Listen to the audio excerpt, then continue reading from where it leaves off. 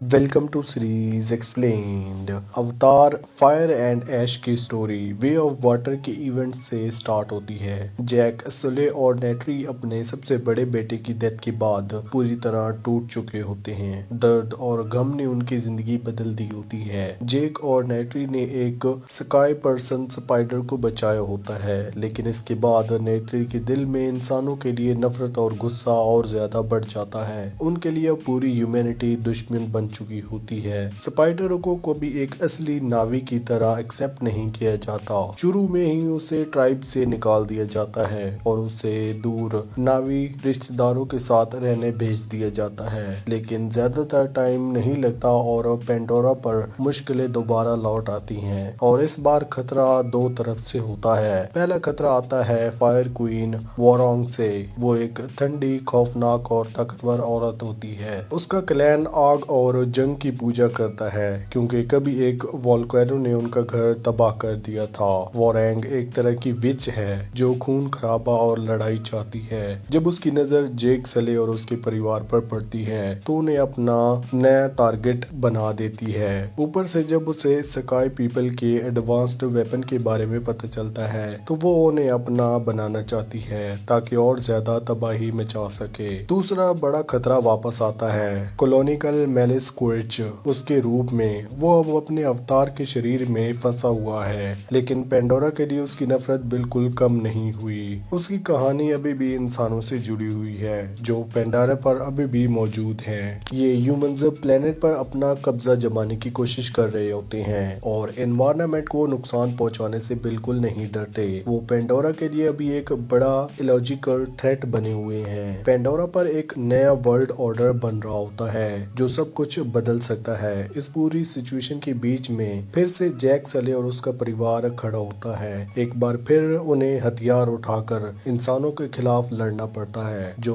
Pandora पर कब्जा करना चाहते हैं। इस जंग का सबसे इम्पोर्टेंट हिस्सा है स्पाइडर बन जाता है। इंसानों और नावी के बीच जो कॉन्फ्लिक्ट बढ़ता जा रहा था, उनके सेंटर में स्पाइडर होता है। वे ऑफ वाटर के बाद अब स्पाइडर अपनी कंफर्ट जोन से बाहर आ चुका होता है। वोरोंग और उसके ट्राइब के पहले अटैक के बाद जब सब डोर क्लैन की तरफ जा रहे होते हैं, तब स्पाइडर अपने ब्रीथिंग मास्क खो देता है। उसके पास ऑक्सीजन बहुत कम बचती है। वो कैरी और बाकी बच्चों के साथ भाग रहा होता है, लेकिन आखिरकार उसकी सांस पूरी तरह खत्म हो जाती है। बिल्कुल मरने से पहले कैरी अपनी पेंडोरा से स्पेशल कनेक्शन उससे करती है। वो स्पाइडर की बॉडी को पेंडोरा के नेचर के साथ जोड़ देती है। इस प्रोसेस में स्पाइडर एक ह्यूमन पेंडोरा हाइब्रिड बन जाता है। अब वो बिना मास्क के पेंडोरा की हवा में सांस ले सकता है और फिर ह्यूमन ही नहीं रहता। उसे अवतार की जरूरत नहीं होती।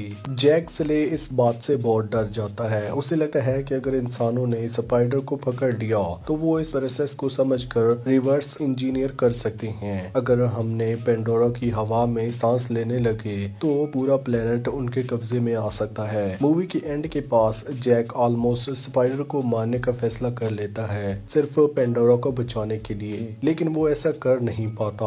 आखिर चाहे जो भी हो, स्पाइडर उनका परिवार है। कोरेज काफी टाइम से अपने अवतार बॉडी में फंसा होता है। वो एक तरफ अपनी जान बचाना चाहता है और दूसरी तरफ ह्यूमन को पेंडोरा पर स्ट्रॉन्ग फुट होल्ड दिलवाना चाहता है। मूवी के बीच में वो एक बहुत बड़ा और रिस्की डिसीजन लेता है। उसे समझ आ जाता है कि वो अकेला ये सब कुछ नहीं कर सकता, इसलिए उसे वोरोंग के पास प्रपोजल लेकर जाता है। कोरेंच वोरोंग को कहता है कि अगर वो अर्थ की मिलिट्री और ऐश ट्राइब्स को एक साथ ला दे तो वो उन्हें सबसे डेंजरस वेपन और गन्स देगा। ये ऑफर वोरोंग के लिए बहुत इम्पोर्टेंट होता है क्योंकि उसे जंग, खून खराबा और तबाही पसंद होता है। इस अलायंस के दौरान कोरेच धीरे धीरे नावी कल्चर में घुसने लगता है। वो अपने चेहरे पर वही प्रिंट लगाता है और खुद को ऐश ट्राइब का हिस्सा मान लेता है। मूवी के ऑलमोस्ट लास्ट एक्ट में कोरेच और वोरोंग मैथिकिया ट्राइब्स के साथ सले फैमिली को छुपा हुआ ठिकाना ढूंढ देते हैं, अपनी खौफनाक ताकत और वेपन के दिखाने के लिए। जैक सले सरेंडर कर देता है। जैक को पकड़कर बेस ले जाया जाता है। इस वक्त कोरेच हीरो बन जाता है और स्पाइडर को ही कैप्चर कर लिया जाता है। लेकिन यहाँ एक नया ट्विस्ट आता है। जनरल एडमोरो को ऐश ट्राइब के साथ ये अलायंस बिल्कुल भी पसंद नहीं होती। वो क्वेंच से कहती है कि इन विराम को बेस से बाहर निकालो। क्वेंच मना कर देता है और यहीं से हालात पूरी तरह बिगड़ जाते हैं। तो आखिरकार फाइनल फाइट में क्या हुआ? इंसान बदल लेने पर तो हुए हैं और पेंडोरा पर परमानेंट फुट होल्ड बनाना चाहते हैं। जैक सले को समझ आ जाता है कि अगर उन्हें जिंदा बचना है तो एक्स्ट्रा मेडेट चाहिए होंगे। पैकन को, जो पहले ही आउटकास्ट होता है, उसके साथ मिलकर सली फैमिली टोल्कॉन काउंसिल के पास जाते हैं। वो उनसे रिक्वेस्ट करते हैं कि ह्यूमंस के खिलाफ जंग में साथ दें। काफी सोच विचार के बाद टोल्कन काउंसिल मैन मान जाता है और फिर वो ह्यूमंस पर भयानक हमला कर देते हैं। इसी बीच जैक सले दोबारा टोरक से मिलता है, जो एक बड़ा रिस्की बीस्ट होता है। जैक फिर से टोरक मेटको का टाइटल ले लेता है, जबकि मूवी के स्टार्ट में उसने प्रॉमिस किया था कि वो ये कभी दोबारा नहीं करेगा। एक बार फिर वो सभी नावा केन्स को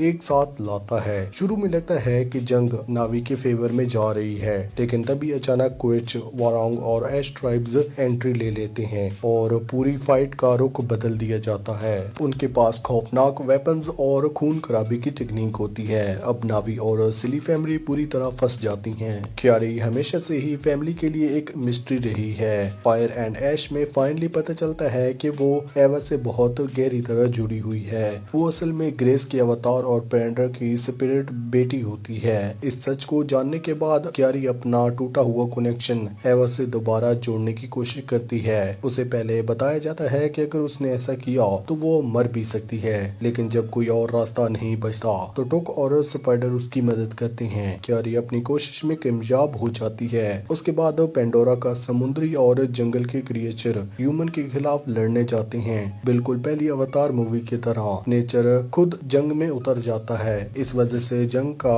पासा पलट जाता है और आखिरकार नावी जीत जाते हैं। जब एक तरफ पूरे पेंडोरा में बड़ी जंग चल रही होती है, दूसरी तरफ जैक सले और क्वेच के पर्सनल फेस ऑफ होता है। स्पाइडर भी इस फाइट में इन्वॉल्व हो जाता है। इसी दौरान नेट्री वोरोंग और हमला कर देती है, क्योंकि वोरोंग और मेटिकिया लीडर रोनल को मार दिया होता है। नेट्री फाइट जीत जाती है, लेकिन वोरोंग किसी तरह बचकर वहां से भाग निकलती है। इस बीच स्पाइडर ऑलमोस्ट एक क्लिफ से गिर जाता है। इस मोमेंट पर जैक और क्विच दोनों मिलकर स्पाइडर की जान बचाते हैं। थोड़ी देर के बाद सली फैमिली वहां पहुंच जाती है, क्विच को घेर लेती है, लेकिन फाइट करने के बजाय क्विच खुद को आग से भरा हुआ गहरे में गिड्ढा डाल देता है। उसके बाद दिखाई नहीं जाता। लास्ट सीन में उसकी चीख सुनाई देती है जब वो अंधेरे में गायब हो जाता है। ये क्लियर नहीं होता कि वो अभी मरा है या फिर जिंदा है। मूवी के एंड फ्यूचर सीक्वल्स के लिए डोर खुला छोड़ देते हैं। आखिरी सीन में क्यारी स्पाइडर को स्पिरिट वर्ल्ड में ले जाती है।